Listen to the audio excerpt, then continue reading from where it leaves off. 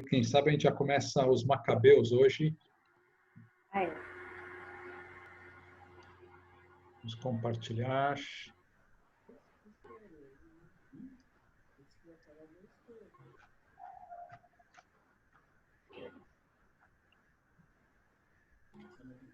Então, agora nós vamos ver a história de Esther, como comentamos na última aula.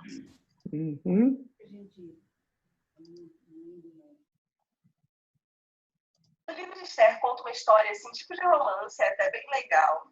E, na verdade, é uma história que provavelmente você já conhece, porque tem aí novela do livro de Esther, filmes de Esther, vários filmes de Esther. Então, provavelmente você já conhece. Mas, se você não conhece, aproveita aí para conhecer. É bem legalzinha a história de Esther. Não se sabe ao certo quem escreveu o livro de Esther. Sabe-se, porém, que ele foi escrito antes do retorno de Esdras com o povo da Babilônia, e sabe-se também que aconteceu depois daquela situação toda do povo ser levado cativo, né? Então, o povo já estava ali, os outros povos já tinham invadido Jerusalém. E acontece, ele foi escrito mais ou menos de 350 a 460 a.C. Os acontecimentos relatados nesse livro acontecem no tempo do rei Xerxes. Em outras traduções, rei Assuero. É a mesma coisa. Assim como Esther, em algumas versões vai dar Hadassa, se você achar melhor, a gente tem aí Xerxes e Assuero também, que na verdade são a mesma pessoa. E aí o que acontece? O rei Xerxes, ele estava ali comemorando esses 180 dias de glória que teve ali de conquistas, de batalhas, e ele resolve então dar um banquete ao seu exército, aos generais, aos líderes do povo, e aí eles chamam um monte de gente, faz ali 7 dias de banquete. Então era bebida à vontade, comida à vontade, ele servia todo mundo nas taças de ouro, a decoração era toda de ouro, inclusive descreve bem a decoração, que eram usados uns panos brancos e azuis, com os anéis de prata, era assim algo bem, como é que eu posso dizer assim, extravagante. E aí a rainha, a esposa dele, a rainha Vasti, ela também estava fazendo um banquete com as mulheres. Então tinha o banquete do rei Xerxes no pátio do palácio e tinha também o banquete da rainha. E o que acontece? No último dia, no 7º dia do banquete, o rei resolve então chamar a sua rainha para vir, que ela era muito bonita, e ele queria mostrar, exibir a rainha dele para todo mundo que estava ali, para mostrar a glória dele, né, de ter uma mulher tão bonita, enfim. Só que a rainha resolve então se recusar a ir. Ela fala, não quero ir e tal, manda essa mensagem dizendo que não vai. Só que ela não podia, né, gente? O rei era o rei, né? O rei mandava em todo mundo, inclusive na rainha. E aí o que acontece? Ele pede conselho ao pessoal que está ali, né, os conselheiros do rei, e eles falam para ele então que ela deveria ser rebaixada, deixar de ser rainha. E assim ele faz, para mostrar para todo mundo que ele era o que manda, que isso não poderia acontecer, porque o que acontece? Como ela disse que não ia, ele achou que todo mundo ia ter as mulheres teriam essa mesma situação de falar para os maridos como se elas que mandassem alguma coisa, né? Então ele resolveu usar a rainha de exemplo, destituir ela do trono, e aí ele manda uma carta para todos os homens da região falando para eles que têm que mandar na casa deles. E aí então ele faz uma ordem falando para várias as mulheres mais bonitas da região serem levadas ao palácio para passar por um período assim de purificação, né, se ficar no harém dele, e ali ele escolheria quem que ele ia querer como rainha. As mulheres ficavam por um ano no tratamento de beleza, ou seja, um spa por um ano. Olha que beleza. Esther era uma menina órfã, foi criada por um primo dela, Mardoqueu, em outras versões, Mordecai. Então ela foi criada por ele como filha, mas na verdade ela não tinha pais. E o que aconteceu? Ela, justamente ali com ele leva ela também para o palácio, junto com essas jovens mais bonitas, virgens e tal, para passar por esse processo de purificação lá de beleza, né, no harém do rei. Só que Mardoqueu instruiu Esther a não falar para ninguém que ela era judia. Falou assim, olha, você não pode dizer para ninguém o nome dos seus pais, não pode dizer para ninguém de onde você veio, você não pode revelar a sua origem, justamente porque os judeus naquela época eles eram desprezados pelos povos ao redor, né? Porque o pessoal invadiu o povo de Jerusalém, né? Então os judeus se dispersaram e eles eram muito mal vistos pelo povo ao redor. Então Esther não falou que ela era rainha, ela foi para lá, para o harém do rei, foi sendo tratada lá no spa, né, e tudo mais, até o momento em que ela esteve em contato com o rei escolheu ela entre todas as outras mulheres e ela ficou sendo a rainha. Mardoqueu, que era o primo de Esther, ele ficava rondando ali o palácio, para ficar sabendo das coisas, para saber como é que Esther estava, mas ninguém podia saber que eles tinham um contato, né? Assim, que eles tinham uma linha, algo que unia os dois, né? Ninguém sabia disso. E aí Mardoqueu, ele ficava por ali para saber como é que estavam as coisas, para ver se Esther estava bem e tal, enfim. Até que um dia Mardoqueu ouviu Bigtan e Teres, um plano que eles estavam fazendo para matar o rei e se tornarem rei, né? Darem um golpe de Estado. Mardoqueu fica sabendo, o que ele faz? Ele conta para Esther, Esther conta para o rei, né? Na verdade, Mardoqueu manda alguém contar para Esther, porque ela não podia ficar sozinha nem com homem nenhum. Então, alguém manda um recado para Esther, Esther conta para o rei. Então, o rei pega esses dois oficiais e enforca, né? Marca os dois enforcados. Amã era um homem também da política, amigo do rei, e o rei resolve honrar Amã. Então ele chama Amã e coloca Amã como segundo, né? Tipo assim, depois do rei, o segundo lugar era o Amã. Então Amã era aquele que deveria ser honrado e todo mundo honrava Amã e puxava o saco do Amã. E Mardoqueu não. Mardoqueu era judeu e ele dizia que só se ajoelhava perante de Deus e tal. Não fazia parte do costume de Mardoqueu isso. Então, enquanto todo mundo ali passava Amã, todo mundo se curvava, Mardoqueu não. E Amã, sabendo disso, o povo foi fofocar para ele e Amã ficou muito irado. Quem ele pensa que é e tal. E Amã ficou bem chateado. Então, ele resolve fazer um plano para matá-lo. Só que ele não queria matar só Mardoqueu. Ele queria matar todos os judeus. Ele falou, só matar Mardoqueu não vai adiantar nada. Eu quero exterminar o povo judeu de vez. E aí ele chega lá para o rei e fala assim, rei, o que acontece? O povo judeu está atrapalhando, o povo judeu isso aqui, um monte de coisa lá dos judeus, e pede para ele, então, para poder mandar cartas para todos os povos, com o selo real, né, o anel do rei, mandando exterminar os judeus. Então, marcou-se um dia, no dia tal, todos os judeus serão mortos. E aí mandou as cartas.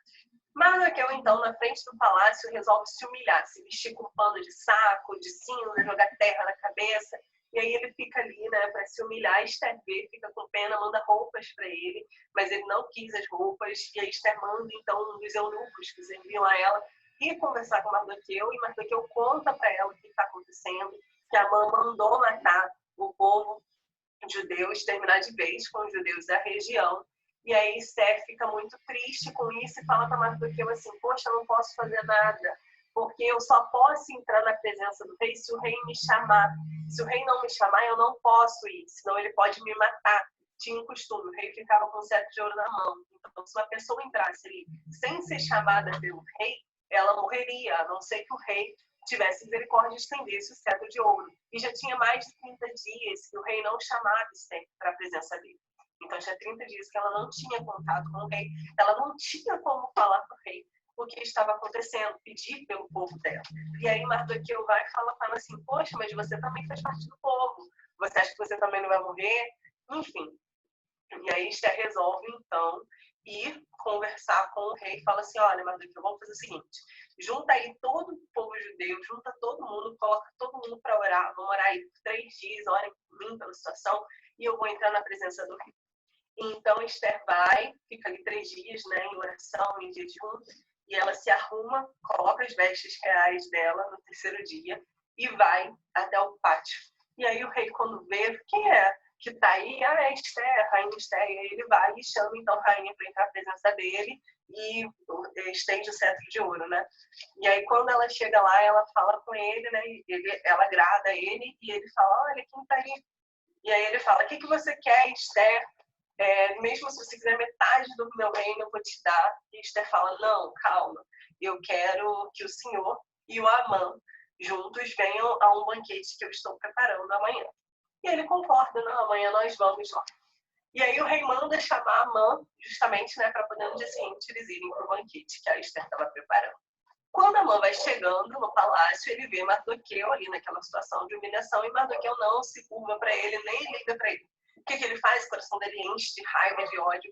Ele vai lá nos amigos dele, na esposa dele, fala um monte de coisa lá para eles. E aí, o que acontece? A esposa e os amigos falam assim, faz o seguinte, faz uma forca bem grande, faz uma forca e tal, pede para o rei, diz para ele essa situação e pede para matar Mardoqueu na forca. E aí ela concorda com a história, manda fazer a forca e, enfim, no dia seguinte ele vai para o banquete lá com Esther. Lá com Esther e com o rei. Porém, naquela noite, o rei estava tendo dificuldade de dormir. Ele não estava conseguindo dormir na noite antes do banquete. E aí ele chama, então, os empregados dele e pede para que leiam para eles as crônicas do período dele. Ou seja, tudo que o rei tinha feito, tudo que o rei faz ou deixa de fazer, isso ficava arquivado nas crônicas dos reis. Então, ele queria saber o que ele tinha feito, o que tinha acontecido durante o reinado dele, e ele chama alguém para fazer a leitura das crônicas para ele. E aí, quando a pessoa estava lendo as crônicas, a pessoa fala para ele, né, lê, que Mardoqueu foi quem entregou, foi o judeu que entregou os 2 oficiais que ele matou enforcado porque queriam matar o rei. E ele pergunta, fala assim, poxa, mas o que Mardoqueu ganhou com isso? Aí fala, nada, não aconteceu nada. Beleza, então ele guarda no coração dele que ele queria, então, honrar Mardoqueu por isso. E aí, no dia seguinte, antes de ir para o banquete da Esther, Amã chega até o rei, e o rei fala assim com ele, Amã, que a Amã era conselheiro dele, né? Amã, o que eu devo fazer a um homem que eu quero honrar? E aí a Amã fala com ele, olha, o homem que você quer honrar, a Amã estava achando que era ele mesmo que ia ser honrado. Mas o homem que você quer honrar, você deve vestir com um manto real, colocar no seu cavalo, juntar outras pessoas, andarem de cavalo dos oficiais do exército, andarem com ele pela cidade, né? A pessoa andar pela cidade com a coroa na cabeça, e com a coroa não, com o brasão na cabeça, o brasão do rei na cabeça, e falando, o povo falando, né? Olha o que acontece com o homem que Deus quer honrar, que era tudo que a mãe queria que acontecesse com ele. E aí ele vai falar assim, poxa, realmente gostei da sua ideia, vamos fazer o seguinte, faz isso então lá com Mardoqueu, que ele queria honrar Mardoqueu, não sabia desse problema, né, do Amã com Mardoqueu, queria honrar Mardoqueu, coloca a Amã, o próprio Amã, que queria matar o Mardoqueu, que tinha feito a forca para matar o Mardoqueu, para andar com ele pela cidade, dar a ele o manto, o brasão do rei, dar tudo para ele, e colocar ele para andar pela cidade, gritando, né, que é isso que acontece com o homem que Deus quer honrar. E aí teve o banquete da Esther, logo após isso tudo. E aí no segundo dia, o rei pergunta de novo para Esther. E aí no segundo dia de banquete, o rei pergunta de novo para Esther o que ela quer, que se ela quisesse até metade do reino dele, ele daria. E aí Esther fala para ele que o que ela quer é que ele não extermine o povo dela, que ele deu uma ordem que todo mundo morreria. E aí o rei fala, mas quem que deu essa ordem para todo o seu povo morrer? Não é isso que a gente quer fazer? Ela fala, foi a Amã, que estava do lado, né? Aí o rei então ficou com raiva disso tudo, e aí a Amã se prostra diante de Esther, pede perdão pede a misericórdia dela e tudo mais, né? Só que o rei fica com raiva de Amã, e o rei manda então, né? Alguém fala pro rei, fala assim, olha, Amã, ele construiu uma forca para poder matar Mardoqueu, que é o homem que o Senhor quis honrar ontem. E aí, na ira, né, no momento dele, o que acontece? O rei, então, manda que tragam essa forca, e na forca ele mata o próprio Amã, na forca que Amã construiu para matar Mardoqueu. O problema é que uma ordem do rei, uma carta assinada pelo rei com selo real, ela não poderia nunca ser revogada. Então, ia vir o dia de se matar os judeus. E aí, o que Esther pede para o rei? Para que ele escreva cartas permitindo, dando direitos aos judeus. Os judeus de se defenderem, os judeus de se armarem, se reunirem para poder lutar contra essa situação. E aí acontece que nesse dia, que era um dia estabelecido para se aniquilar os judeus, há essa guerra, porque o povo tenta matar os judeus tentam se defender, matando o povo, e houve uma guerra e um monte de gente morreu. Mas os judeus também mataram muitas pessoas, inclusive os 10 filhos de Amã, eles matarem e ainda colocarem enforcados lá na frente da cidade para todo mundo ver. E aí começa a comemoração de Purim, como se fosse um feriado. Assim. É uma lembrança do povo, uma memória do povo. Até hoje o povo de Israel comemora o Purim nessa data específica e eles fazem a leitura do livro de Esther, né? Geralmente até eu estava procurando uns relatos que dizem que é até bem interessante, que quando fala o nome de Mardoqueu, todo mundo bate palma, grita e tal, quando fala o nome do Amã, todo mundo vai. Então isso ainda é uma prática comum ao povo de Israel. E após isso tudo, então, o rei resolve honrar Mardoqueu de forma que coloca Mardoqueu para ocupar o lugar de Amã, que era o segundo do reino, né? E Mardoqueu tinha ali o amor, a simpatia de todos ao redor dele. E assim termina o livro de Esther. Espero que você tenha gostado. Se você ainda não assistiu algum dos vídeos anteriores, vou deixar o card da playlist aqui em cima. Temos de Gênesis a Esther por enquanto e teremos o restante aí, se Deus quiser, até Apocalipse o quanto antes. Muito bom, deu para entender a história, né? Então, parecida, né, de certa forma, com a Judite, não é? No sentido de que ela é que vai salvar, né, o povo de uma situação, enfim, bastante difícil. Então, a mesma coisa. E ela fala muito rápido na hora, mas eu acho que depois dá para entender que o Assuero é o mesmo que Xerxes I e também o mesmo que Artaxerxes I. Então, se nós vamos ver lá o Império Persa e os reis persas, vamos ver esse Xerxes ou Artaxerxes I. E outros que vão aparecendo ali, né? O Ciro, por exemplo, né, que nós já vimos aqui, né? O rei Ciro.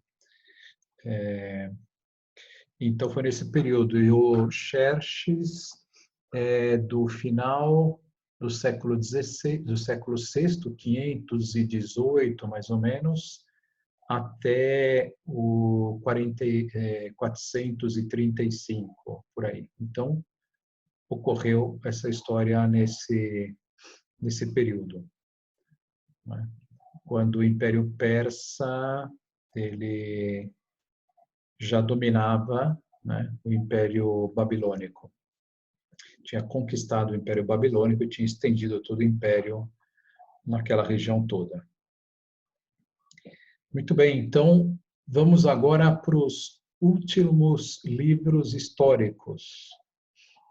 As últimas histórias da salvação antes da vinda de Cristo. Uma vez terminado o livro dos Macabeus, aí nós vamos ver aqueles outros livros que não vimos e tão conhecidos, como o livro de Jó, né? E Sabedoria, Salmos e assim por diante. Então vamos lá. Hoje nós vamos conhecer a última história da nossa história sagrada. Essa história refere-se a uma família que viveu no século II antes de nosso surgimento. Está meio baixo, não é? Mas como tantas outras histórias, é necessário nós conhecer. Espera aí. Vê se não fica distorcido. Temos um contexto onde ela... Essa história refere-se a uma família que viveu no século II antes de nosso Senhor Jesus Cristo. Mas como tantas outras histórias, é necessário nós conhecermos o contexto onde ela se deu, da nossa história. Salve Maria! Hoje nós vamos conhecer a última história da nossa história sagrada. Essa história refere-se a uma família que viveu no século II antes de nosso Senhor Jesus Cristo. Mas como tantas outras histórias, é necessário nós conhecermos o contexto onde ela se deu, porque só assim nós poderemos ver qual é a intenção do autor ao transmitir essa história, sobretudo qual é a intenção do Espírito Santo que inspirou o autor a escrever essa história. Lembremos que até agora nós estávamos narrando a história de Esdras e Neemias. Ela se localiza dentro do Império Persa. Eu indico aqui no mapa. Já vimos, por exemplo, que o povo eleito esteve no Egito, esteve em Canaã, que é a terra prometida, onde se dá todo o contexto da sua história. Esteve também envolvido com a Síria, a Babilônia, a Média e a Pérsia. Todos esses países estão envoltos na história sagrada, e conhecendo a cultura desses povos, conhecendo o que eles fizeram e sua relação com os judeus, nós entendemos qual é o papel que eles têm dentro da Sagrada Escritura. Hoje vai acrescentar um novo povo, uma nova nação que entrará em contato com o povo judeu. Para isso, indico na linha do tempo. Lembremos, desde a época da queda de Jerusalém, o povo foi para o cativeiro da Babilônia e depois atinge a liberdade, onde Esdras reconstrói o templo e Neemias as muralhas e a cidade de Jerusalém.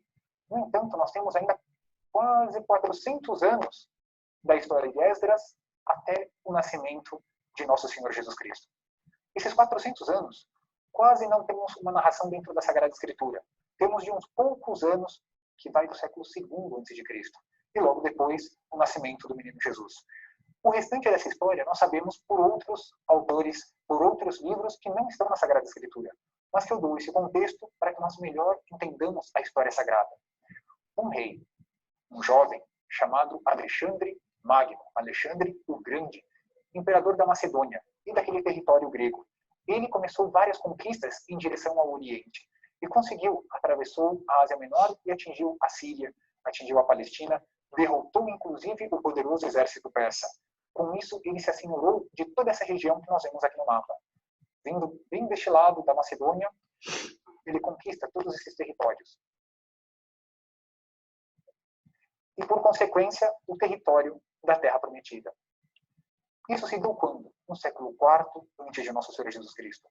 E Alexandre Magno, ele tentou unificar todo o seu império com a cultura grega. Através do linguajar e dos costumes gregos, se estendeu essa língua que depois vai se tornar uma língua comum, que nós vamos chamar koiné. Essa língua comum na qual serão escritos os próprios evangelhos.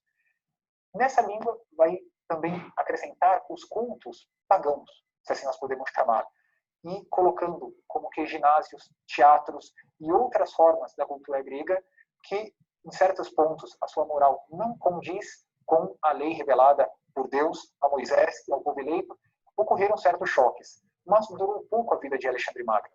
Ele logo morreu e o seu vasto império foi dividido em 4 dinastias, entre seus generais, até o momento em que seus filhos pudessem subir ao trono. No entanto, seus filhos nunca subiram ao trono. Eles tiveram a parte, porque os generais, chamados os diádocos, eles conquistaram essas regiões e depois brigas entre eles mesmos para ver quem ficaria com tal parte. O que nós queremos ressaltar são 2 dessas 4 regiões, e que eu indico aqui no mapa. Uma dessas regiões é justamente a parte do Egito, em que governará Ptolomeu I, Lago, o nome desse imperador. E daí vem a dinastia dos Lágidas, por causa desse Ptolomeu. E outra parte, que era aqui mais ao norte, que será justamente Seleuco I. Daí vem a dinastia dos Seleucidas. E vejam só que curioso. Existe um território entre a dinastia Seleucida ao norte e a dinastia dos Lágidas, os Ptolomeus, ao sul, que é justamente o território de Canaã, o território de Israel, onde se localiza o Templo de Jerusalém, onde está o povo de Deus, o povo santo de Deus, o povo eleito, o povo escolhido. Aqui começará a nossa história. Entre essas 2 dinastias que disputarão esse território, primeiramente, quem vai ter o poder sobre o território, a Terra Santa, serão os Ptolomeus, será a nação do Egito. No entanto, o Egito ele vai ser um pouco mais complacente com o povo hebreu. Ele, o Egito, deixará com que os hebreus mantenham a pureza de sua religião, que eles continuem oferecendo os sacrifícios do templo e continuem praticando a lei de seus pais, aquelas leis dadas a Moisés no deserto do Sinai. Isso permanecerá. Portanto, todo esse período em que o Egito estiver dominando os judeus, não haverá tantos problemas. Ainda mais que dentro de Alexandria, uma colônia grega que foi instituída no Egito, se tornou uma grande capital, ali, Alexandria, por causa de Alexandre Magno, se estabelecerá uma grande também colônia judaica. E essa colônia viverá em paz com o rei do Egito, os Ptolomeus. Tanto que no segundo Ptolomeu, chamado Ptolomeu II Filadelfo, apenas cito esses nomes, não é de grande importância. É justamente nesse governo que serão escritos os livros sagrados dos judeus na língua grega, porque os livros estavam em hebraico, na língua sagrada dos judeus. E como esses judeus que viviam na diáspora, viviam dispersos por todo o mundo, eles falavam uma língua grega, porque por causa da expansão de Alexandre Magno, como nós já dissemos, os livros sagrados dos judeus foram traduzidos para essa língua, a língua grega. Vejamos, por exemplo, que o faraó, o imperador do Egito, mandou convocar sábios judeus que escrevessem, fizessem essa tradução, e assim o fizeram. 72 sábios fizeram essa tradução que eram compatíveis e era autorizada por todos. Diz a lenda porque eram 72 sábios, nós conhecemos como uma tradução dos 70. E é justamente nessa época, na época em que Israel estava submisso ao Egito. Mas nem sempre foi assim. Houve, dentro da dinastia dos Seleucidas, enfim, lutas familiares entre irmãos para dominar toda a parte da Síria, toda a parte da Babilônia. Quanto a isso, nós veremos com calma o que for pertinente à nossa história. Mas quando eles já tinham o seu domínio estabelecido, quiseram também conquistar o Egito. E, de fato, venceram o Egito por volta do ano 200 antes de Cristo. Portanto, toda essa história não está assim na Sagrada Escritura. Existe um resumo muito sintético, se assim podemos dizer, dentro do primeiro livro dos Macabeus. Mas toda essa história está mais desenvolvida em outros livros. E com isso nós temos um momento em que o território da Terra Santa ficará submissa não mais ao Egito, mas ficará submissa à dinastia dos Seleucidas. Aqui começa a nossa história. Talvez nós possamos dizer que aqui começam também grandes problemas e maravilhosas soluções para esses problemas. Porque justamente temos dois livros com o mesmo nome. Primeiro livro dos Macabeus e segundo livro dos Macabeus. Traz este nome, Macabeu. Era um dos filhos de um personagem que aparecerá nesses livros. Judas Macabeu, filho de Matatias. Conheceremos essa história passo a passo. Matatias tem um significado muito bonito. Seu nome significa dom de Deus. Era o dom de Deus para todo esse território. Macabeu provavelmente é um nome que vem do aramaico, Macabá, que significa martelo. E nós vamos conhecer a história desse Judas Macabeu, desse Judas Martelo, que deixou o seu nome para dois livros e não um único livro. Mas conheçamos um pouco do contexto desses livros. Eles são dois porque foram escritos por personagens diferentes. Um livro, dissemos, porque tratam da mesma história dos Macabeus. Como entender isso? Simples. Lembremos os evangelhos. 4 evangelhos que narram a vida de nosso Senhor Jesus Cristo. Assim também são dois os autores que narram a mesma história dos Macabeus.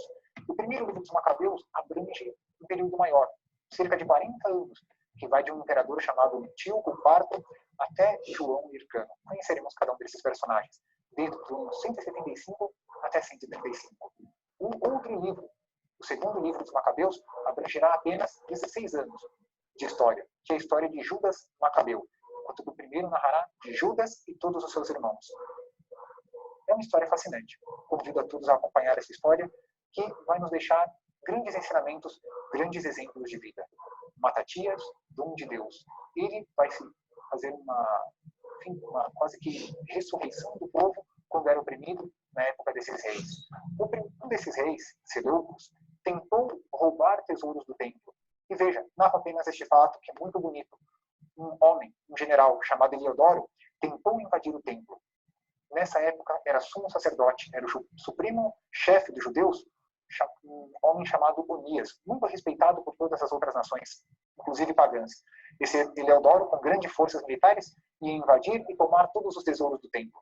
Todo o povo, em prantos, em lágrimas, rezam a Deus para que Deus intervenha e não permita isso, porque esse tesouro do templo foi a doação de muitos reis e de muitos fiéis. Nesse momento em que Heliodoro vai entrar no templo, aparece um cavaleiro, todo ele com uma armadura magnífica, armas de ouro, e a seu lado mais 2 jovens com chicotes, e espancam Heliodoro, que cai ao chão quase morto. E só não morre porque o próprio Onias intercede por ele. Ele saiu arrebentado da terra dos judeus e volta ao rei e narra que existe um Deus no céu que protege a nação dos judeus. E esse rei, não, mas eu vou tentar ainda uma segunda vez. Quem eu devo mandar para conquistar os tesouros do templo? E Heliodoro diz quase que jocosamente ao rei: mande então, ó rei, um inimigo seu, pois ele vai ser, diz a Sagrada Escritura, moído de pancadas, se é que sairá vivo. Porque eu só saí vivo pela intercessão do sumo sacerdote. Ali há um Deus que protege essa nação. E nos livros dos Macabeus veremos justamente um Deus que protegerá passo a passo essa família dos Macabeus e todos aquilo que narra a Sagrada Escritura antes da vinda do Salvador do mundo, nosso Senhor Jesus Cristo. No entanto, é sempre bom nós aclararmos algumas coisas, alguns pontos, para entendermos melhor essa história e por que os judeus se levantaram contra o poder da Síria nessa época para defender a lei de Deus.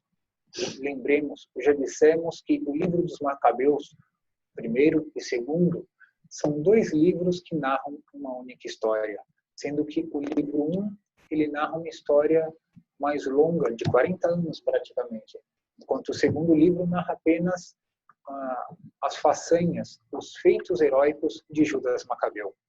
Por que isso? A visualização de cada autor pretendia transmitir um ponto de vista. Por exemplo, no primeiro livro dos Macabeus, nós sabemos que o autor ele provavelmente conhecia a família dos Macabeus e talvez até tenha participado dessas façanhas militares que eles percorreram todo o território de Israel. Porque ele narra com uma tal vivacidade e num tom muito sóbrio, muito discreto até ao narrar com muita ligeireza cada fato, passando por todos os irmãos. E isso nós vamos ver aos poucos. Enquanto que o segundo, não. O segundo ele já coloca fatos mais maravilhosos, mais a providência de Deus. Por quê? O segundo, ele fez um resumo, o segundo livro dos Macabeus, o autor desse livro fez um resumo de 5 obras escritas por Jasão de Cirene. Isso diz o próprio livro dos Macabeus, o segundo livro. E diz que foi árdua essa tarefa de resumir esses 5 livros num único volume. Qual era o seu intuito? Seu intuito era o de transformar a leitura da história dos Macabeus numa leitura agradável, que a pessoa pudesse desfrutar dessa leitura. Portanto, toda a pesquisa histórica foi feita antes por um outro autor, Jasão de Cirene. Esse segundo autor apenas resumiu. E é este resumo em que o Espírito Santo inspirou este autor a resumir, e este resumo é o aprovado pela Igreja e entrou no cânon bíblico da Igreja Católica. Enquanto que o primeiro, provavelmente, foi um judeu que acompanhou e é entusiasta da família dos Macabeus. Ele diz, São Jerônimo e Orígenes, autores antigos, que esse livro foi escrito primeiramente em hebraico, e eles leram esse livro em hebraico. No entanto, nós não temos conhecimento desse livro. Temos isso sim da versão grega, que é também a canônica. Então, o primeiro está em grego e o segundo também. Mas o segundo já foi escrito em grego. Como sabemos que o primeiro não foi, além do testemunho, claro, de São Jerônimo, todas as construções da frase, todas as expressões linguísticas, é muito semelhante ao hebraico. Então, isso mostra que foi feita apenas uma tradução. Independente de tudo isso, os livros que nós encontramos na Bíblia, na Sagrada Escritura, esses 2 livros dos Macabeus foram os autorizados pela Igreja Católica, lidos nas primeiras igrejas cristãs e também aprovados posteriormente. São estes livros que fazem parte do cânon bíblico, são esses livros que nós vamos conhecer a história. Mas por narrarem a história paralelamente, vamos fazer de uma forma que possamos agradar a todos, que é reunir e mesclar essa história, porque tem dados que se encontram no primeiro livro dos Macabeus e outros que somente no segundo. Então vamos unir aquilo que nos interessa. Como todos os outros livros da Sagrada Escritura, não é possível narrar todos os aspectos. Vamos selecionar alguns que nos interessam agora e que também têm alguma aplicação para as nossas vidas. Dadas essas pequenas introduções, esses detalhes dos livros dos Macabeus, vamos continuar narrando essa história magnífica que se passou no século II antes de nosso Senhor Jesus Cristo. Conhecemos já que o imperador da Macedônia, Alexandre Magno, ele tentou instituir a religião, o culto dos gregos por todo o seu território, instalando colônias. Não deu muito certo, mas esse intento vai se renovar posteriormente. Já é uma época em que também os romanos estão fazendo grandes conquistas. E ali, no território de Israel, quando um rei, Seleucida, desceu para combater o Egito, e eu indico aqui no mapa, ele desceu pelo norte e foi combater o Egito, venceu a batalha, e na volta passou por Jerusalém, e ali conquistou a cidade. Fez um grande saque e, enfim, arrasou, matou muitas pessoas. E vejam os versículos pungentes que estão na Sagrada Escritura, especificamente no capítulo 1 do primeiro livro dos Macabeus, versículos 26 a 28. Vejam o que eles dizem. Gemeram príncipes e anciãos, moças e jovens perderam o vigor, alterou-se a beleza das mulheres. Todo esposo entoou lamentações, ficou de luto a que estava no leito nupcial. A terra tremeu por causa de seus habitantes, e toda a casa de Jacó se cobriu de vergonha. Vejam que impressionante, ou seja, foi uma tal destruição de Jerusalém, um saque de Jerusalém, que eles ficaram desolados. Mas tudo apenas estava começando. Porque os reis anteriores, tanto os egípcios, agora que dominavam Israel, quanto os persas, eles permitiam que os judeus continuassem praticando a sua lei. Esses reis seleucidas vão agir de forma contrária. A princípio, não.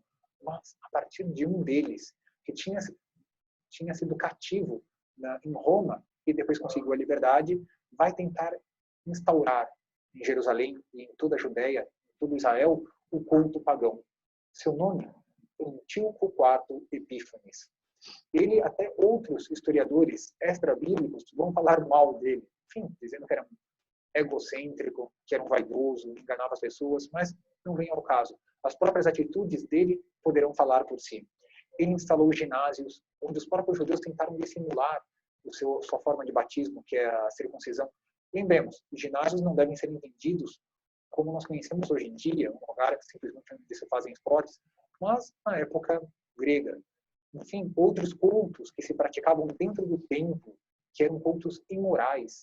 Não vou descrever, a Sagrada Escritura os traz em abundância e narra como eram esses cultos, mas vemos que é totalmente, enfim, contrário à lei de Deus e não se devia praticar definitivamente pelo povo judeu. Ademais, proibiram sacrifícios no templo de Jerusalém, o templo santo, o templo sagrado. Proibiram o culto do sábado, que era o dia do descanso. A própria circuncisão, que era uma forma de batismo para o povo eleito, essa circuncisão foi proibida. Vejamos um caso que se deu com duas mães. Eram mulheres que circuncidaram seus filhos recém-nascidos.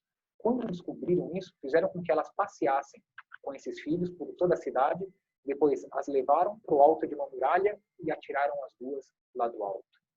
Se nós transportarmos essa cena para hoje em dia, imaginemos que duas mães, pelo simples fato de terem batizado seus filhinhos, fossem atiradas do alto de um prédio, por exemplo. Isso é inimaginável. Enfim, não deveria ser assim, mas isso aconteceu porque começou uma grande perseguição religiosa contra o povo eleito naquela época.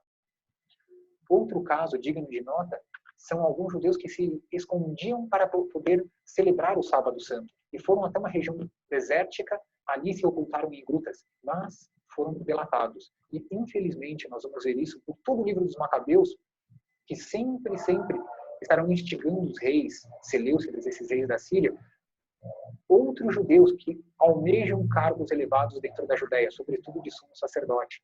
Então, praticamente, nós veremos sempre esses reis, além de sua ambição, serem instigados por esses próprios judeus, esses conterrâneos, que vão, enfim, mafiar, vão mentir a respeito de seus irmãos e farão com que esses reis ataquem e avancem contra Jerusalém. Dessa vez, esses 1000 que estavam ali nas cavernas celebrando o sábado foram surpreendidos e queimados vivos. E isso começou um clamor geral da nação. Muitos começaram a sacrificar para deuses falsos, para esses ídolos gregos. Outros já não se circuncidavam mais seus filhos. Enfim, não praticavam mais a lei do sábado e começaram a romper a lei para não serem mortos. Uns poucos permaneceram fiéis.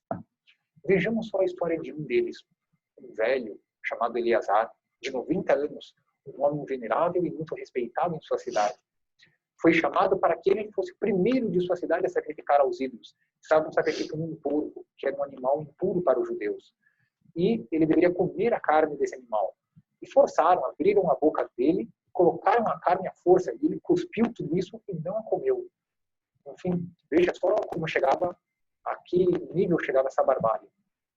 No entanto, alguns que eram amigos de Eleazar, desde longos anos, disseram: mas, Eleazar, nós somos amigos. Vamos fazer o seguinte, nós queremos que você saia com vida. Você mesmo pode matar o animal que quiser, um cordeiro, algum animal permitido pelos judeus. Prepare a carne como você bem entender e coma essa carne, que será uma carne sagrada para você. Mas finja que é uma carne dos ídolos, porque assim você sairá com vida. Pronto, estava dada uma solução. Qual foi a resposta de Eleazar? Ele disse: eu já estou velho, tenho 90 anos de idade. Quantos anos ainda me restam de vida? Vale a pena eu romper a lei de Deus para viver mais uns tantos anos? Fora o escândalo que eu vou dar para as pessoas mais novas. Eu sei que eu estarei comendo carne não sacrificada aos ídolos, mas esses jovens, que vão seguir o mau exemplo que eu vou dar nessa idade, vale a pena esse escândalo? Não. Vou manter-me fiel à lei de Deus e por ela eu morrerei. E esses que estavam tentando, como que, entre aspas, ser amigos de Eleazar, fazendo pecar contra Deus, mudaram seus sentimentos de simpatia para ódio e mataram ele a golpes. E ele, enquanto recebia esses golpes, dizia: eu morro com essa idade, não há problema, mas eu morro por amor a Deus, porque eu sei que Deus irá me restituir a vida.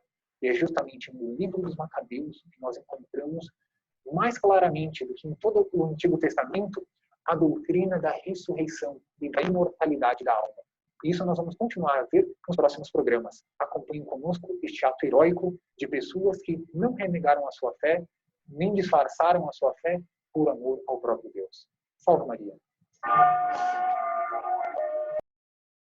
Salve Maria! Hoje nós vamos continuar a história dos Macabeus. Hoje vamos narrar uma peculiaridade muito interessante, que eles são 7 irmãos e sua mãe. Eles, assim como o velho Eleazar, narrado no programa passado, também manifestaram a sua fé em Deus e na vida eterna. Acompanhados por sua mãe, manifestaram sua fé diante do próprio rei, que queria com que todos os judeus apostatassem, termo que significa abandonar sua fé para abraçar uma outra fé.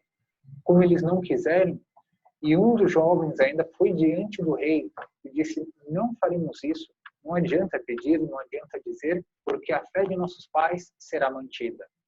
O rei, furioso, mandou colocar sob o fogo assadeiras. Vejam só aonde chegará o ódio desse rei contra o povo judeu. O jovem que não se impressionou com a coisa, teve sua língua cortada, e vou narrar tal qual diz-nos a Escritura. Sua língua cortada, pois o rei julgou que ele estava blasfemando contra a autoridade real. Ele, que é praticamente um deus, segundo os costumes pagãos antigos. Cortou a língua do jovem, escalpelou o jovem, arrancou o couro cabeludo, cortou as mãos e os pés, e colocou o rapaz numa assadeira ainda vivo, ainda respirando, e ali morreu queimado seus últimos instantes. E isso na frente da própria mãe e dos seus 6 irmãos. Vejam que morte terrível e que influência isso não daria, psicológica, enfim, uma série de outras coisas sobre os seus irmãos e sua própria mãe. No entanto, a própria mãe, com uma coragem, diz a Sagrada Escritura, com uma coragem varonil, incentivava, ao mesmo tempo, cheio de ternura, que cada filho seu morresse em defesa da lei de seus antepassados, a lei de Deus, pois Deus retribui as ações de cada um daqueles que lutam para praticar seus mandamentos. Chamou então um segundo. Para nós, no século XXI, choca esta cena. E poderíamos dizer, não, eles podiam dar algum jeito de sair com vida. Não fizeram. E é justamente nessa passagem da Sagrada Escritura que se apoiaram e animou, inclusive, a muitos mártires do início da Igreja a entregarem suas vidas por amor a nosso Senhor Jesus Cristo. Muitos santos começaram a habitar o céu a partir desse encorajamento dado por esses irmãos macabeus. Não fazem parte da família dos macabeus que nós vamos conhecer, mas todos aqueles que defendem a lei de Deus, todos aqueles que praticam os mandamentos e não se entregam à devassidão dos pagãos, esses podem ser chamados macabeus. Todos aqueles que fazem parte do livro dos Macabeus e assim defenderam os ideais de Deus, esses são macabeus, são como que martelos de Deus que batem nas consciências para dizer: nós não faremos o mal, não pecaremos porque isso é errado. Chama então o segundo filho dessa mãe, já desolada pela perda do primeiro. E o rei disse: vocês sacrificarem aos ídolos, vocês sairão livres. E veja a resposta bonita, está no segundo livro dos Macabeus, capítulo 7. Veja que interessante a resposta desse jovem. Tu, ó malvado, nos tiras da vida presente, mas o Rei do Universo nos fará ressurgir para uma vida eterna, a nós que morremos por suas leis. Veja que impressionante. Aqui já está expresso o ideal de uma vida eterna. Aqui eles já acreditam que após a morte haverá uma vida que não terá fim. E cada um receberá uma recompensa ou um castigo de Deus pelos atos que tiverem praticados em vida. Caso contrário, se não houvesse essa vida eterna, cada um faça o que quiser, pois não haverá nem prêmio, nem castigo. Aqui não. É muito claro de que após a morte haverá um juízo. Não serão mais reis ambiciosos que julgarão as pessoas, mas será o Deus eterno, o juiz dos juízes, o juiz santo e temível, que dará o prêmio àqueles que tiverem praticado os mandamentos e castigo para aqueles que tiverem atuado mal. Assim nós deduzimos a partir do livro dos Macabeus. Ao terceiro, o segundo morreu da mesma forma que o primeiro, lembremos, cortando a língua, arrancando o couro cabeludo, cortando as mãos e os pés e sendo posto numa assadeira ainda com vida. E assim morreu diante dos irmãos. Ao terceiro, que viu toda essa cena, ele respondeu ao rei: do céu recebi estes membros, e é por suas leis que os desprezo, pois espero dele recebê-los novamente. Portanto, ele já acredita numa ressurreição dos corpos. Veja que a cada filho que vai morrendo, vai nos deixando, vai legando a posteridade, a nós que lemos esse livro após, enfim, 2.200 anos após esses fatos, nos deixa grandes exemplos do que é a vida eterna e de certas doutrinas da ressurreição dos próprios corpos. Este também morreu da mesma forma, como morrerão todos os filhos desta mãe heróica que viu a morte de cada um dos seus filhos e ao mesmo tempo os animava a que não prevaricassem. Veja que interessante. E digo também o que disse o quarto filho antes de morrer. É melhor para nós, entregues à morte pelos homens, esperar da parte de Deus que seremos ressuscitados por ele. Para ti, porém, ó Rei, não haverá ressurreição para a vida. Veja, então, haverá ressurreição para a vida, a ressurreição eterna, e, segundo diz o texto bíblico, haverá uma ressurreição para a morte, como que os maus também vão ressuscitar de fato, mas não para a vida eterna, e sim para a morte eterna. Então, aqueles que morrem praticando bem, ressuscitam para a vida, enquanto que outros ressuscitarão para a própria morte, ou seja, para o castigo eterno. E assim foi com os outros filhos, até chegar no pequenino, que era o 7º filho desta mãe. Somente estavam vivos os dois, vendo todos os irmãos mortos e destroçados daquela forma. O rei tenta iludibriar esse jovem, dizendo que lhe dará riquezas, lhe dará um alto posto no seu reino, e será como que um parente do rei.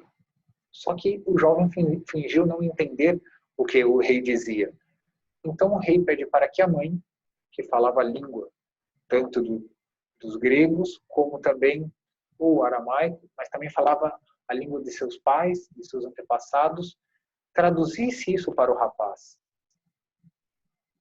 Mal sabia o rei que esta mãe, ela traduziu, mas não o que o rei queria.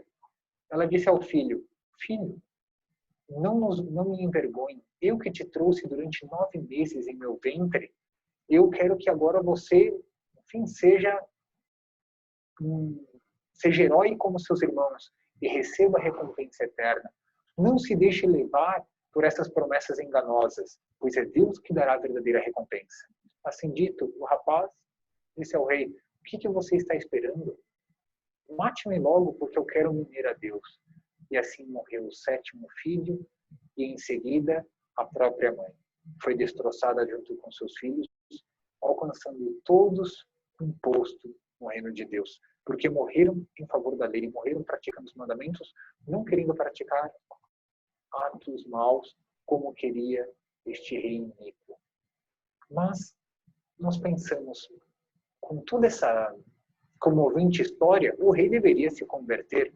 Não fez. Ao contrário, partiu, mas deixou também outros fazendo atos parecidos. E na própria Jerusalém, eles aproveitavam, por exemplo, o dia de sábado, que é um dia de descanso, um dia que eles guardavam e não lutavam, não se defendiam, aproveitavam esse dia para atacar e destroçar.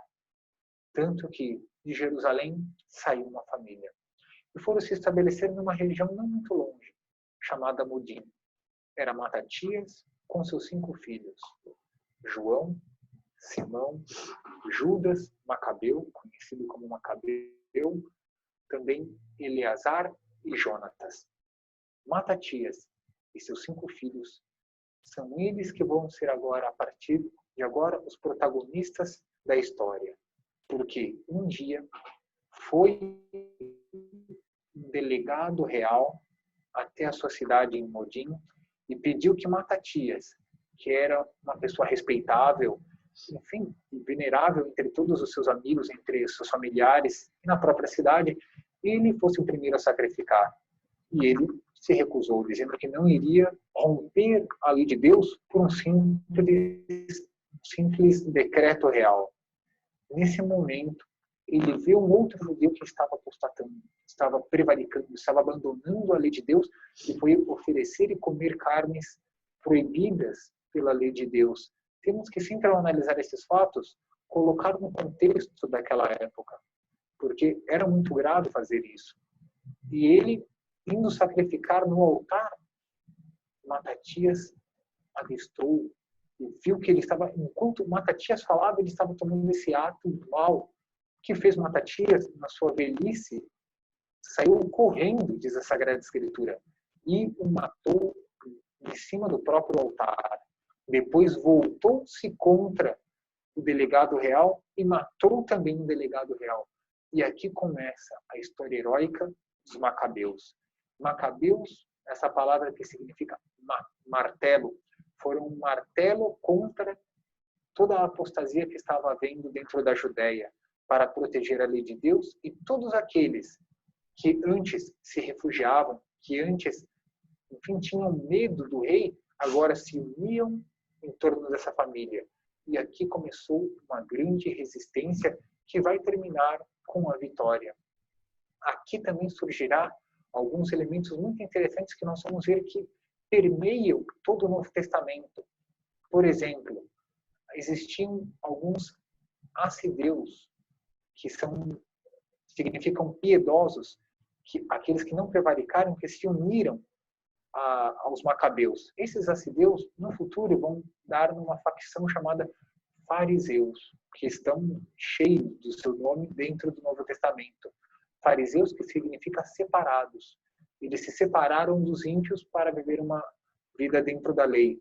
No início, eram muito bons, como nós vemos nessa história. No entanto, com o passar do tempo, eles se apegaram mais às leis e não deram atenção ao Messias que veio trazer a salvação.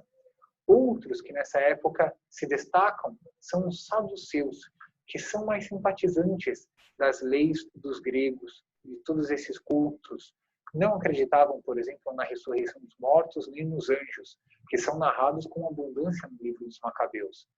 E todos esses, enfim, que vão aparecer dentro do Novo Testamento, surgiram aqui na época dos Macabeus.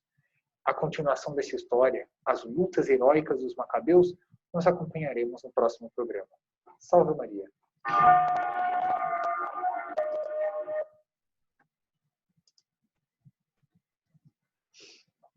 Interessante, hein? Já vamos começando a chegar perto aí da época de Cristo, né? Entender os fariseus, saduceus, os escribas. Os escribas, nós já mencionamos que eles também, de passagem, que eles surgiram no exílio. No exílio, eles começam a surgir os estudiosos da Bíblia, os estudiosos dos livros sagrados, que serão os escribas, né? São os entendidos, né? Os que sabiam, enfim, conheciam bem, sabiam interpretar, né, as passagens da Bíblia. E aí nós já vemos o surgimento dos fariseus, né, separados, né, que não apostataram, e os saduceus que, de alguma maneira, quer dizer, não foram tão firmes assim como os fariseus, né? E até vai acontecer um episódio na vida de São Paulo, não sei se vocês lembram, que ele vai dizer que ele acreditava na ressurreição, né, dos mortos. E aí vai haver uma contenda, porque ele sabia que lá naquele lugar que ele estava falando, havia fariseus e saduceus. E aí, com isso, começa a haver uma briga, uma discussão lá entre eles, e São Paulo fica em segundo plano. E aí ele consegue escapar daquela situação que ele estava passando, né? Enfim. E a gente também, para a gente entender um pouco melhor, o martírio, né? O martírio, com toda certeza, Deus dá uma graça muito especial para que as pessoas aceitem, topem, né, um tal sofrimento, né? Então, a gente sabe que Deus dá uma graça para cada situação que nós passamos. Portanto, deu uma graça assim, muito grande. Isso deu uma sabedoria também muito grande. Então, as crianças não são capazes de falar, assim, normalmente, né? Falar o que essas crianças falaram, né? Dizer coisas tão sábias, tão profundas, não é? E até já dando enfim, falando, né, da vida eterna, da ressurreição, da vida, da ressurreição da morte, para a morte. De fato, a gente diz isso que já foi comentado, que esse livro dos Macabeus é que toda esse conhecimento, essa doutrina da posterior à morte, vem daí, né? Inclusive isso do purgatório, na existência do purgatório, porque nós vamos ver que vai ocorrer como já teve aí, né? De rezar pelos mortos, né? De rezar pelos mortos. E se eles vão rezar pelos mortos, é porque eles podem receber essa oração e vão ser ajudados para algo, né? Porque se eles já foram para o inferno ou para o céu, não tem sentido rezar por eles. Então daí se depreende que há um lugar, né, baseado na Sagrada Escritura, depois vai vir o magistério da Igreja afirmar isso, né? Um lugar de purificação, né, antes de entrar no céu. Muito bem. Ficamos por aqui? Sim, bastante conteúdo. Bastante. Bastante coisa, né? Bastante conteúdo. Tá bom. Então, até sábado. Tudo de bom. Até Tchau, tchau. Até sábado. Boa noite, tchau. Obrigada, Padre. Obrigada, Obrigada, Padre. Muito obrigada. Boa noite para vocês todos. Boa noite. Boa noite, gente. Boa noite.